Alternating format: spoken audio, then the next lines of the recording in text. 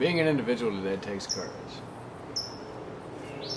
In the normal way, the accepted way, seems so easy, seems so safe, the supported way by everybody else. Power in numbers, they always say. United we stand, divided we fall. So there's truth to it. It's hard to go against the pack. It's hard to swim upstream. It's hard to be a peacock in a world of pigeons. You know, do you know why the peacock does what it does? The reason it's got its full plumage, they say it's to attract a mate. Yes, the peacock, the male peacock is very cocky, braggadocious, showy, flamboyant, etc. And they say that's to attract a mate. But the reason the women are attracted to it is not because they love pretty colors and shiny things and he looks so good. The reason the male peacock is able to mate in all his flashiness and all his showiness is because, look, he does his dance in the face of a tiger, in the face of a lion, in the face of all these top predators. He sticks out. He doesn't roam with a group. He doesn't have people backing him up. He doesn't even have camouflage. He has no defense. It's a bird. It's a colorful bird. It sticks out like a sore thumb on the savannah, the jungles, wherever peacocks are native to. What I'm getting at is, it's alone in the fucking world. Flagrantly alone in the fucking world. Flamboyantly alone in the fucking world. No protection, no sophistication, just its true, authentic self. Look, I'm pretty, motherfucker. I like to dance, and that's what I'm gonna do. The women are attracted to the male peacock, not because he's the strongest, the fastest, the quick, whatever it is. It's because he can survive.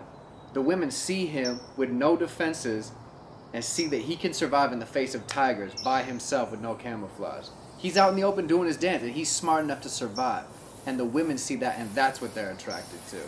He is so authentically himself and such an individual, and he can survive in the face of the strongest adversaries. He can outwit them. There's something that keeps him alive. When he's an obvious target, a colorful, standalone target, he's able to survive. And that's what makes him attractive.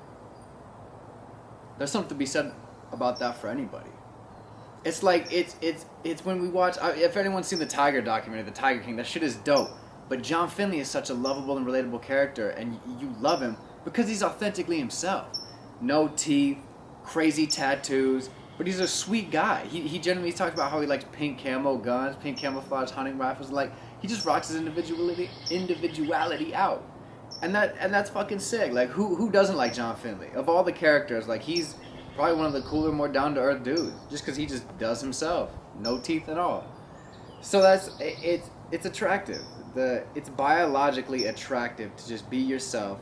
Be so flamboyantly yourself. People like Joe Exotic, John Finley, and all those other cast of characters. We come away looking at those people like, damn, they're so interesting because they're so true. They're so honest.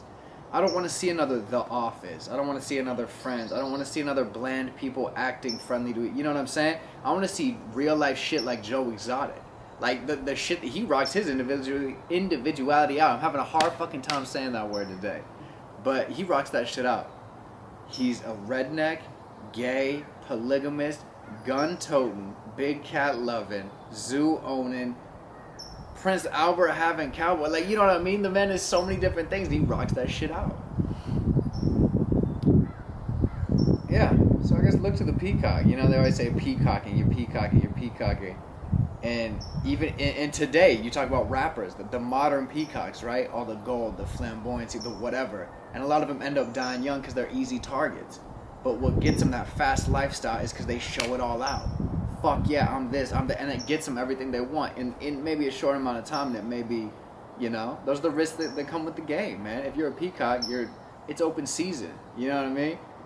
So, I don't know. I'm trying to sum this up in a better way. Trying to make a point, but basically what I'm saying is boring animals like water buffalo, wildebeest, they stick to the herd and they still get fucking killed from time to time, but they play the safe, easy route, look ugly, eat a bunch, get fat, be a gas bag, stick to the herd, just chew the shit all day, manja, and then at the end of the day it still doesn't even protect you. Sometimes I watched this one video, so scandalous. It was on Discovery Channel, Running the Buffalo. So a bunch of these female lions, these lionesses are coming in on the hunt for these wildebeest, and they found one and they got it, and they're coming in, and there's like a few of, like 3 or 4 of them that are like staggering behind. The herd sees this and picks up shit, says fuck it. So number one, that just goes to show that the herd will fucking betray you at the drop of a hat. The second a real predator comes around, the herd's nowhere to be found. You're an individual regardless if you're ugly or peacocking.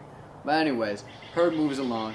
3 or 4 water buffalo straggle behind, and then it kind of gets down to these bottom two. It's now the lioness is like sinking on these bottom 2. And I shit you not, one of the other fucking water buffalo comes from behind, uses his head, and kicks the other one's legs up in the air, blasts it to the ground, and runs off to safety as all the lions swarm on the knocking down one. Just goes to show, your owner will shoot you in the back first, especially if it's a part of a fucking crowd and a sheep. They just care about survival. They don't want the real lions to attack them. Oh no, I run with the crowd, I use these masks, I hide behind these clothes, these likes, this, whatever it is. But you know, the second someone, a real fucking stallion, a real fucking lion comes and starts checking reps, all those fucking pussies are gone. You're on your own, and it's time to see what you're really about. Like Nipsey said, I was watching this video the other day. They asked Nipsey, total bait question, because, you know, the whole Lauren London thing. They asked Nip, what do you think of people, and they name drop and they say, like Lil Wayne. What do you think of people like Lil Wayne claiming blood or throwing up this or gangbanging, whatever? Total setup, just because, as you know, Nipsey's girl, when he died, Lauren London, has Nipsey's kid. She also has Lil Wayne's kid. So it was totally like a reporter bait, trying to like get him to like talk shit on Wayne or whatever it was. Nip handled it like a king, as usual. But the point I'm trying to make is he really said this. This is what he said. He said, man, you know what? That's not my concern. I don't care about that shit. You know, like if you can pick up a rag at 35, 30, 28, whatever, if you can later on in life start claiming a gang, start throwing up signs, whatever, and be a man, that's cool. But it's not about being a blood in the club when it's cool and convenient. It's not about being a Crip on the music video when it's cool and convenient. It's about being in county and there's 100 Crips around you and you're still a blood. You're still holding down. That's what it's about. It's not about whatever. So the point I'm getting at is, are you a water buffalo and it's easy to be a part of the crowd? It's easy to be a blood when you're surrounded by bloods? Or are you a peacock? You're a blood when you're surrounded by the Crips, the Tigers, and you're sitting there by yourself. Flamboyant, colors and all, come and get me, motherfucker. So that's what it's really about. And I like, it's so funny to me because either way, each one gets killed by a lion. Whether you're a water buffalo or a peacock, you're getting killed by a lion. Let's say the lion is time, let's say the lion is disease, let's say the lion could be fucking coronavirus, right? So you could take all the necessary precautions, you can wear your mask, you can stay in your house, you can do all these water buffalo, easy ass, weak minded ass herd things, and you can still die. Or you can go out, be a peacock, say I do what the fuck I want, rock your individuality out, have some fun, and maybe not get touched by coronavirus. Or maybe you do, but at least you died a fucking peacock and you went out a sick way. I don't know, whatever. Choice is yours, but I think you see what I'm getting at. At the end of the day, we're all going down some way. Even if it's natural cause, something's a line. Death is a line. It's knocking at your door. You want to die a water buffalo, or you want to die a fucking individual? Yeah. I don't know. Little biological lesson. We can thank God for that one. Thanks, God. You made shit so apparent, so easy for us to understand. Alright, stallions. Fearlessly confident, confidently fearless. Peace.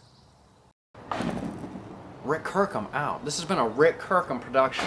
Producer of Rick Kirkham, that's television junkie, rickkirkham.net. On my way up from Bottle Rock, bitches are starting to jock because my hair's getting longer and my game's getting stronger.